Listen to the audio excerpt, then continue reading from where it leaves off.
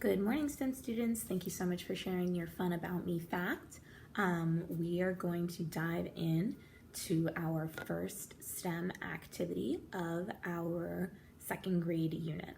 So when you were learning with Miss Carlo in kindergarten and in first grade, you encountered a problem with Angelina, Milo, and Susie and were challenged with helping them solve that problem. This year, believe it or not, those three friends are back and they have a new second grade STEM problem that they really need your help to solve. So we're going to be getting to that in just a moment. But before we start with that challenge for our unit, we're going to quickly refresh what STEM is and what the letters in that word STEM stand for, and complete a separate STEM activity just to kind of wet our feet and get introduced to a STEM classroom.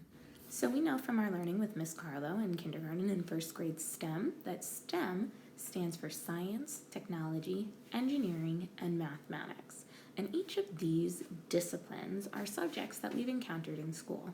We know that science is the study of things that exist in nature through observations using our five senses and through experimentation. Technology in our class, we say, is anything that makes a task easier.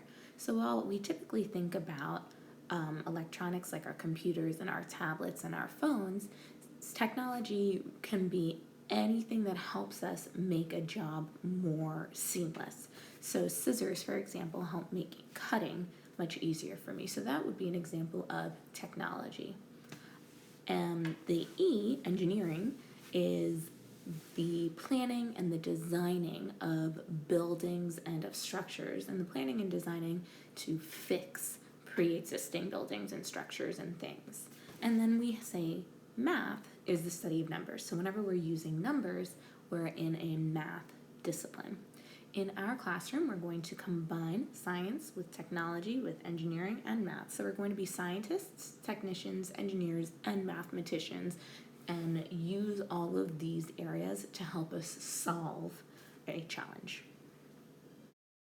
So before we get into the crux of our unit this year in STEM, what we're going to do is a very quick pre-STEM challenge. And our pre-STEM challenge is met with some criteria and some constraints. So the criteria is what you must do in order to be successful in a challenge, and the constraints are kind of like the rules that you're going to follow in order to be successful. So our challenge for today is to build a bridge out of pennies. Or if you don't have access to pennies at home, something of similar size and shape. So that round, thin, very light material. Let's take a look at some examples of bridges that we may have encountered in our lives, and then let's take a look at the criteria and constraints for this specific challenge.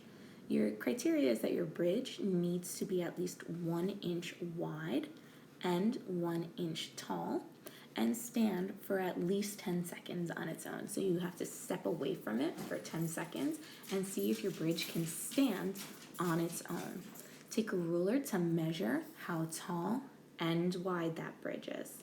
Also, you may only use pennies, so this is a constraint. You can only use pennies or something that's similar in size and shape if you don't have access to pennies at your home. Also, your bridge needs to stand, like we said, on its own for those 10 seconds, so you can't be supporting it with your hands or with another material.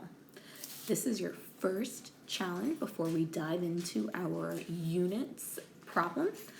When you are finished with your bridge that you've built, take a picture of it on either your personal iPad or the iPad that you've borrowed from school, and then share it either with me on email or whatever platform your classroom teacher has chosen to send out your work.